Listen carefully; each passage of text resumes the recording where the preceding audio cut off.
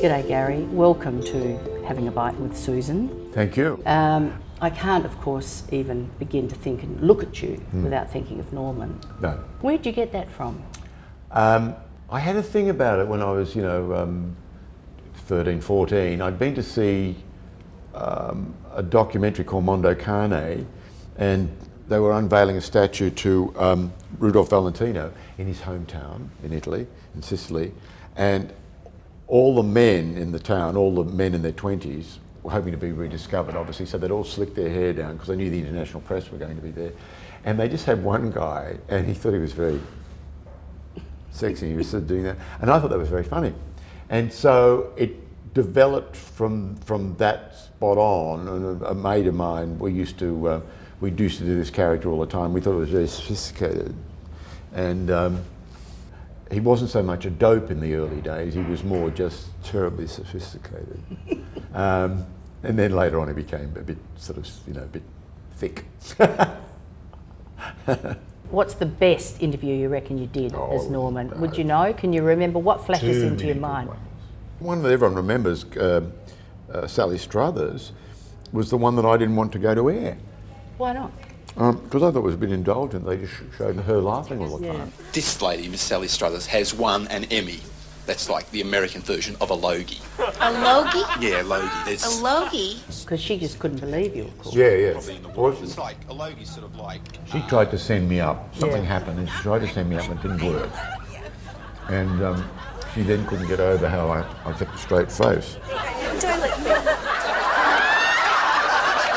Do you want a Band-Aid for that, by the way? Would you like a little septic pencil or something? I didn't think you noticed it, did you? I'm sorry, I don't want to embarrass you, but you ought to use an electric razor. Yeah, I do. And what about Margaret Thatcher?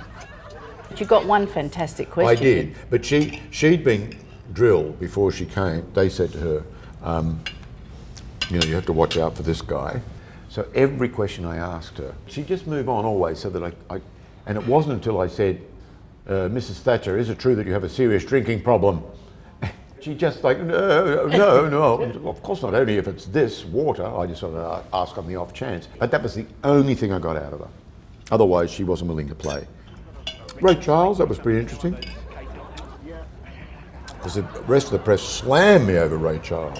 Why? But they all had a go at me, like, how dare he, make jokes about Ray Charles' blindness. Why do you always wear sunglasses? Are you trying to copy Roy Orbison or something?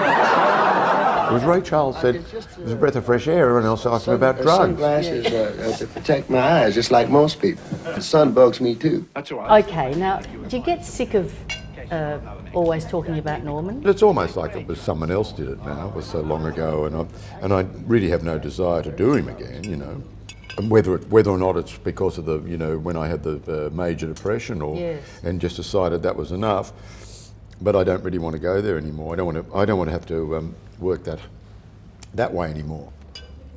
I'd suffered from anxiety from about the age of 20,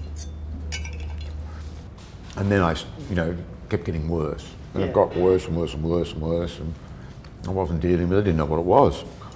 Something that probably, drugs fixed it? No. No? What they did with my problem is they said to me, it's like when you have a flat tyre, you don't sit around and talk about how did I get the flat tyre, you change the tyre. Yeah. And that's what I did. Well, in actual fact, you do learn what you're doing wrong. You learn that you're allowing your mind to have a will of its own and allowing it to talk you down all the time. So you have to train it? Yeah, you have to train it, yeah. It takes about 3 months. Now, this bloke that you're playing at the moment, this president of the United States, hasn't got an anxious bone in his hasn't, body. because he's not too bright. Is this why? Well, I think he can be anxious, not too bright. He's just, I guess he's a bit arrogant, that's all. So, this is a play by David Mamet, who's, and it's called November, and he's up for election. Is this really Bush, or are we not supposed to say that? Well, I don't think Bush was unpopular at the end of his first term, because the hangover from 9/11 was still there. Yeah, that's right. And in actual fact, there's jokes in this, like where I say at one stage, he says to me, my spin doctor, says to me, "You haven't got any policy. What's your policy?" I said, "Well, how about continuity?" And I think that's why Bush got in the second time, was that continuity while we're at war. Yeah. You know, you can't change the president while you're having this war on terrorism. Ooh. Cheers. Here's to David Mamet. Here's to Norman Gunston. Oh. And here is to you, Garry McDonald. Cheers. Can we Love to drink? take a bite out of you. Thank you.